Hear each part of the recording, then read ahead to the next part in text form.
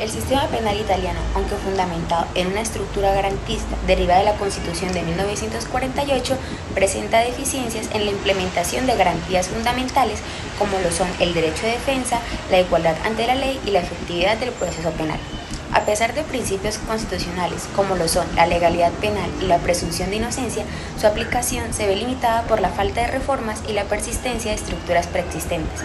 Esta divergencia entre principios y praxis se manifiesta en la coexistencia de tres subsistemas penales, los cuales son el ordinario, basado en garantías, el de policía, con procedimientos simplificados, y el de excepción, que restringe derechos en casos especiales.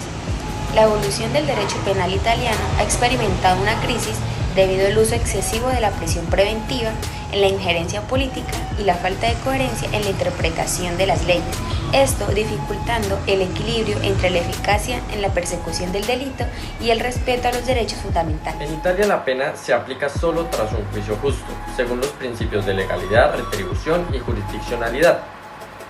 Solo la ley puede definir delitos y sanciones y solo un juez puede imponerlas tras el debido proceso. Sin embargo, el sistema ha evolucionado y ha pasado por varias fases, donde se han introducido medidas restrictivas de fuera del juicio, como lo son la prisión preventiva o medidas de seguridad que han logrado tener un problema y llegando a vulnerar la presunción de inocencia. Desde la reforma penitenciaria de 1975, la pena busca reeducar al reo, premiando la buena conducta con beneficios discrecionales, lo que genera arbitrariedad y desigualdad. Existen cárceles especiales y sistemas premiales que refuerzan ese control moral más que una sanción legal. Además de que el proceso penal a menudo se convierte más en sí una pena, ya que se empieza a estigmatizar al acusado desde la acusación pública, incluso sin llegar a tener una condena. Por lo tanto, el castigo ya no es solo la cárcel, sino el juicio que se vuelve mediático y la desigualdad en el trato y la pérdida de garantías básicas. Voy a hablar sobre los siguientes capítulos. En el capítulo 2 hablamos del sistema acusatorio, donde se sustituye del modelo inquisitivo, donde la fiscalía investiga, la defensa protege y el juez decide de forma imparcial. Además, se habla sobre las garantías clave como la prisión preventiva limitada, la exclusión de pruebas ilegales, el derecho al silencio y la contradicción plena y juicios públicos con doble instancia. En el capítulo número 3 hablamos sobre las lesiones al modelo garantista, donde persisten normas inquisitivas y la policía depende del Poder Ejecutivo. También se hace una alusión del juicio mediante acuerdos administrativos y delitos de sospecha, con prisiones preventivas abusivas y falta de transparencia. En el capítulo número 4, sobre los procedimientos especiales sumarios, se habla sobre 5 vías express, que es el abreviado, en la instancia de partes, el directísimo, el inmediato y por decreto, que son procedimientos que aceleran los juicios pero reducen la contradicción y la apelación.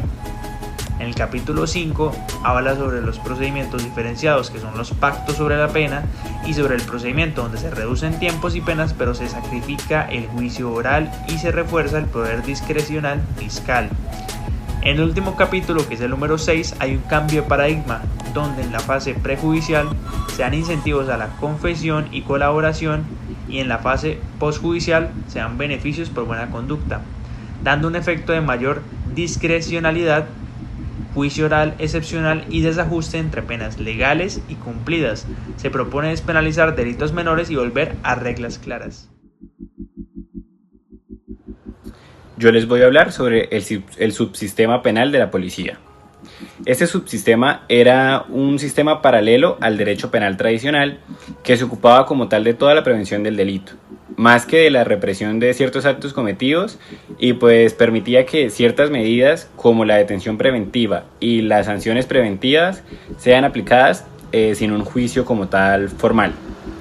Tenía ciertas características como la discrecionalidad, las medidas preventivas y la escasa regulación. Las autoridades tienen como un amplio poder para decidir si las medidas de seguridad eran necesarias para aplicarlas sin un control riguroso.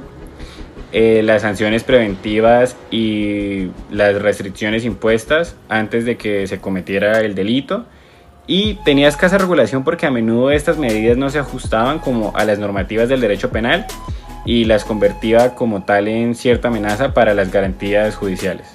Bueno, A lo largo de la historia italiana, desde el siglo XIX hasta el régimen fascista, el derecho penal y las medidas policiales se emplearon principalmente como instrumentos de control social, político, más que como un mecanismo para proteger a los ciudadanos. Durante el Reino de Saboya se dictaron también leyes que criminalizaban la pobreza, el vagabundeo y la falta de trabajo, imponiendo penas y estableciendo registros municipales para vigilar a quienes se consideraban una amenaza para el orden social. Además de todo, estas medidas fueron endureciéndose con el tiempo, ampliando el poder judicial y policial y restringiendo la movilidad laboral de las personas. En Italia, a pesar de los intentos del tribunal de aclarar o declarar inconstitucionalmente algunas de las medidas represivas, se restauró bajo una apariencia legal mecanismos de control similares a los del fascismo. Esta norma lo que hizo fue permitir imponer sanciones como vigilancia especial, prohibición de necesidades de juicio ni condena previa, solo por sospecha de peligrosidad, o incluso los menores podían ser internados por conducta irregular, lo que profundizó la afectación de los derechos individuales. Además de esto, también se presentó la ley antimafia también se tomaron medidas de administración policial ordinaria que permitieron a la policía actuar sin orden judicial, esto fundamentándola en el orden social, pero reprimiendo los derechos de las personas. Ahora es mi turno hablándoles sobre las 3 fases del derecho penal de excepción. La primera fase, que vino desde 1974 a 1978, consistió en la politización del derecho penal, con leyes como la Ley Reale y también permitiendo detenciones sin orden judicial e interrogatorios sin abogados. La segunda fase, la judicialización de la represión de la prisión preventiva, y con esta la ley de los arrepentidos. También generó distorsiones procesales. La tercera fase, en los años 80, normalizó la excepción, extendiendo otros delitos como la mafia, la corrupción, y también mantenía sus métodos inquisitivos. Después vamos con las críticas y las propuestas de reforma, donde veíamos una incompatibilidad con el Estado de Derecho, donde nos dimos cuenta que el fin no justificaba los medios. Esta iba encaminada hacia una justicia garantista y se hicieron algunas reformas necesarias como la abolición del delito político, la supresión de figuras indeterminadas, los límites de la prisión preventiva y el control estricto de los arrepentidos. Bueno, ahora les vamos a hablar del capítulo 12, el cual nos habla del subsistema penal de excepción. En este capítulo se hace una crítica al sistema penal italiano, en donde se dice que este abandona el modelo liberal constitucional y lo reemplaza por un modelo mucho más sustancialista y autoritario. Esto teniendo un enfoque desde donde se juzga lo que es el acusado, es decir, su peligrosidad y no solo sus actos. Esto convierte el proceso como en una lucha de desigualdad con jueces parcializados a favor del Estado. También se emplean los megaprocesos con cientos de imputados, dilaciones injustificadas, y se hace como una prisión preventiva, esto como una herramienta de castigo. También la justicia se politiza, basándose más que todo en una verdad sustancial, en donde esta se basa en la ideología y la peligrosidad del acusado y reemplaza la verdad procesal, justificando que hay como una represión sin límites.